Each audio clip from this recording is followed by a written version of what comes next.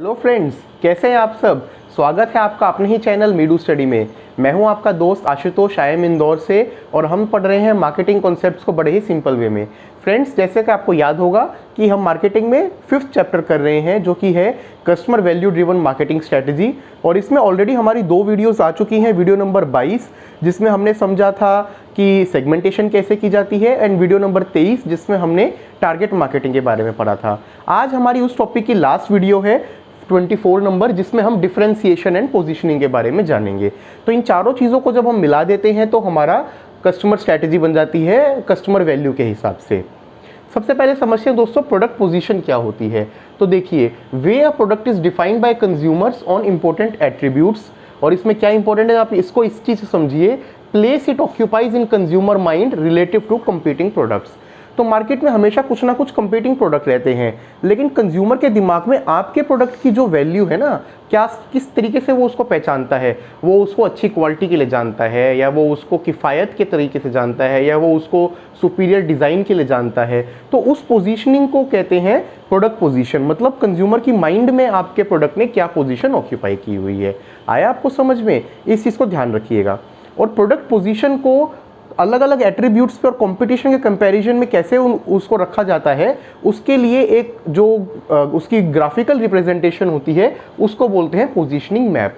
तो positioning map basically क्या है कि आप जो है शो करते हैं कंज्यूमर की परसेप्शन को, उस ब्रांड को और कंपीटिंग ब्रांड को, और ऑन अलग अलग पैरामीटर्स। इस डेफिनेशन को ना आप एक ग्राफ के तौर पे हम समझते हैं। आप देखिए पहले इस ग्राफ को, फिर आपको समझ में आएगा। देखिए, मान लीजिए 2 इंपॉर्टेंट पैरामीटर है कंज्यूमर के लिए। एक है प्राइस, मतलब कि कीमत कैसी है, और दूसरा है क्वालिटी, क्वालिटी कैसी है। तो इस पोजीशन पे देखिए, प्राइस कम से ज़्यादा हो रहा है, lower price to higher price, और यहाँ पे क्वालिटी इंक्रीज हो रही है, लोअर से लेके हायर। ठीक है। अब जो हम पोजीशनिंग की बात करते हैं, मैप की बात करते हैं, वो क्या है। ब्रांड ए जैसे यहाँ लाई कर रहा है, तो यहाँ पे क्या है, हमारी प्राइस भी हाई है, क्वालिटी भी हाई है। मतलब कंज्यूमर्स के हिसाब से ब्रांड ए हाई प्राइस पे है और हाई क्वालिटी में है। अब देते हैं ब्रांड बी को, क्वालिटी भी लो है, प्राइस भी लो है। तो जो कंज्यूमर चाहते हैं कि लो प्राइस हो, उनको यहाँ पे तो बेनिफिट हो रहा है, बट साथ में क्वालिटी भी तो लो हो रही है। तो कौन चाहेगा कि लो क्वालिटी का प्रोडक्ट मिले। अब देखिए ब्रांड सी को, प्राइस लो हो गया बट क्वालिटी हाई है, तो हर कंज्यूमर क्या चाहेगा, वो चाहेगा कि वो यही चीज़ खरीदे। सबसे पहले तो जो टुवर्ड्स लोअर क्वालिटी होगा उसको कोई नहीं खरीदना चाहता। हर कोई चाहता है कि मुझे अच्छी क्वालिटी की चीज़ कम दाम में मिले। तो उस हिसाब से ब्रांड सी की पोजीशनिंग जो है वो ए और बी के कंपैरिजन में बेटर है। तो इस तरीके की पोजीशनिंग को हम बोलते हैं पोजीशनिंग मैप।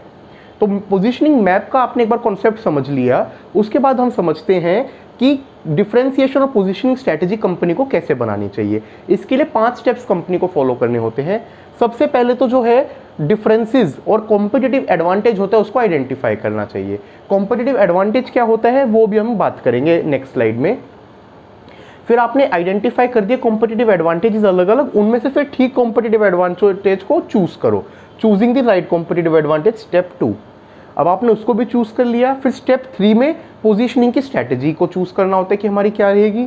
अब आपने वो भी बना ली, तो पोजीशनिंग की स्टेटमेंट हम लोग डेवलप करेंगे, और लास्ट में उस पोजीशन को कम्युनिकेट और डिलीवर करेंगे। तो आपको समझ आइए 5 स्टेप। सबसे पहले डिफरेंसेस और कॉम्पिटिटिव एडवांटेज को आइडेंटिफाई करना, उसमें से चूज करना, पोजीशनिंग स्ट्रैटेजी बनाना, पोजीशनिंग स्टेटमेंट बनाना, और फिर उस वैल्यू को डिलीवर करना। अब इनके बारे में थोड़ा टाइम लगा के हम बात करते हैं डिटेल में।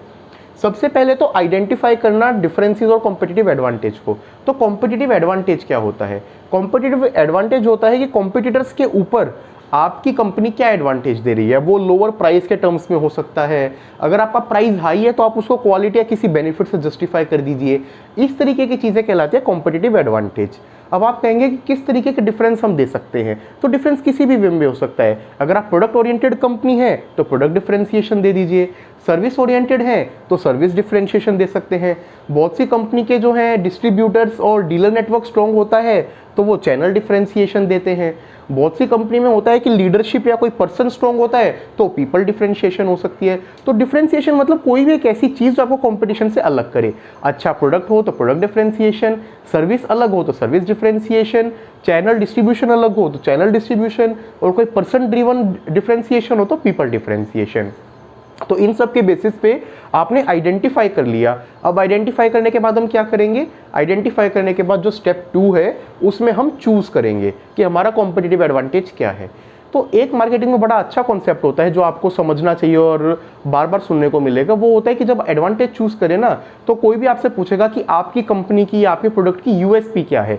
यूएसपी, तो यूएसपी बेसिकली होती है यूनिक सेलिंग प्रोपोजिशन। इसको समझिए, यूनिक सेलिंग प्रोपोजिशन मतलब क्या वो ऐसी यूनिक चीज़ है जो आप सेलिंग के टाइम पे यूज़ कर रहे हैं, जो आपको डिफरेंशिएट करेगी। और वो कुछ भी हो सकती है। कोई ये कहेगा कि हमारा प्रोडक्ट सबसे बेस्ट है, किस टर्म्स में, सबसे अच्छी क्वालिटी है, तो वो आपकी यूएसपी होगी। कोई कहेगा कि क्वालिटी ठीक ठाक है लेकिन सबसे किफ़ायती है, सस्ता है, तो वो आपकी यूएसपी हो सकती है। कुछ लोगों के लिए, कुछ इंडस्ट्री में यूएसपी होती है कि हम चीज़ सबसे जल्दी डिलीवर करते हैं। अब जैसे डोमिनोज क्या यूएसपी देता है, वो देता है कि पिज़्ज़ा की डिलीवरी वो सबसे जल्दी करेगा, तो कहीं ना कहीं वो उसकी यूएसपी है। तो यूएसपी किसी भी टर्म्स में हो सकती है, वो एक यूनिक प्रोपोजिशन होती है जो आपको कॉम्पिटिशन से अलग करती है। अब किस तरीके के डिफरेंसेस हमें प्रमोट करने चाहिए, तो जो डिफरेंसेस कंपनी को प्रमोट करने चाहिए उसके ये पैरामीटर होते हैं। सबसे पहले तो इंपॉर्टेंट डिफरेंस हो, ऐसा ना हो जो कंपटीशन और आप में ज़्यादा फर्क ही ना हो, तो वो काम नहीं आएगा, तो वो इंपॉर्टेंट होना चाहिए। दूसरा डिस्टिंक्टिव, डिस्टिंक्टिव मतलब क्लियर डिफरेंशिएशन हो कंपटीशन से, कहीं भी कोई ये डाउट ना रहे कि आपका कौन सा है, कंपटीशन का कौन सा है, कहीं भी वो रखे हो तो कंज्यूमर उसमें कंपेयर कर सके। तीसरा सुपीरियर, अब डिस्टिंक्टिव तो है लेकिन किसी पैरामीटर पे अगर आप कम है तो आप उसको क्यों प्रमोट करेंगे, तो वो डिफरेंस सुपीरियर होना चाहिए, आपको बेटर एज दे।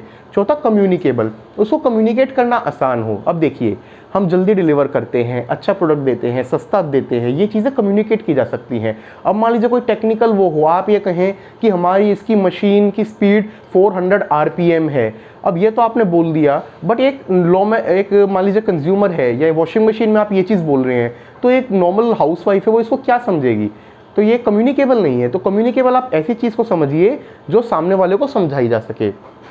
फिर उसके बाद होता है प्रीएम्प्टिव, वो प्रीएम्प्टिव वे में आप उसको कम्युनिकेट कर सके। फिर अफोर्डेबल, सामने वाले के लिए वो अफोर्डेबल होनी चाहिए। अफोर्डेबल जब मैं कहता हूँ तो इसका मतलब वो ऐसा ना हो कि उस डिफरेंस की वजह से वो बहुत महंगा हो जाए, वो कहीं ना कहीं उसके लिए उसकी किफ़ायत में, उसकी पॉकेट में आना चाहिए। और लास्ट प्रॉफिटेबल, उसको उससे फ़ायदा होना चाहिए। तो ये सारे जो है डिफरेंसेस होने चाहिए जो आपको एक ब्रांड में प्रमोट करने चाहिए। तो अभी तक हमने समझ लिया एडवांटेजेस को जानना, फिर कौन सा एडवांटेज है उसको चूज करना। अब इसके बाद मैं कौन सी प्रमोटिंग स्ट्रेटजी को यूज करूंगा, उसके लिए देखिए ये ग्राफ बनाया जाता है। इस ग्राफ को बड़े ध्यान से समझिए, बहुत ही ईजी है समझने में। अभी देखने में कॉम्प्लिकेटेड लग रहा होगा कि क्या इतने सारे कलर और क्वाड्रेंट बना दिए हैं, बट ये बड़ा ही आसान है। यहाँ पे हमने रखा है बेनिफिट्स को, बेनिफिट्स लेस टू मोर हो रहे हैं और ऐसे ही प्राइस लेस टू मोर हो रहा है। तो मैं कोई भी एक क्वाड्रेंट्स पकड़ता हूं, जैसे ये क्वाड्रेंट, अब आप पहले कहेंगे ये 3 क्वाड्रेंट्स को हमने रेड क्यों रखा है।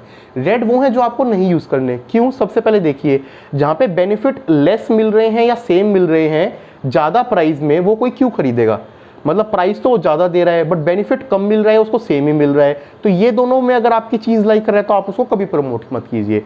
या प्राइस सेम है और बेनिफिट कम है, तो ये तीनों हो गए ना, किसी काम के नहीं, इनको तो हमेशा बचना चाहिए।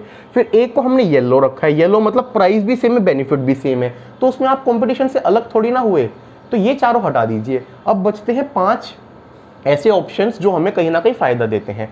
उन ऑप्शंस के बारे में बात करते हैं। सबसे पहला ये ऑप्शन देखिए, प्राइस ज़्यादा है, बेनिफिट भी ज़्यादा है, तो कंज्यूमर कहेगा हाँ ठीक बात है भैया, आपने बेनिफिट ज़्यादा दिया तो चलो मैं ज़्यादा प्राइस दे दूंगा, ओके है, वो इसके बारे में सोचेगा।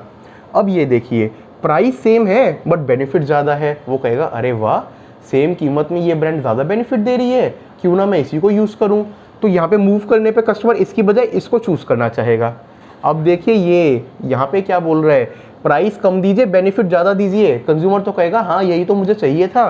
तो यहाँ पे कंज्यूमर के अट्रैक्ट होने के चांसेस सबसे ज़्यादा हैं।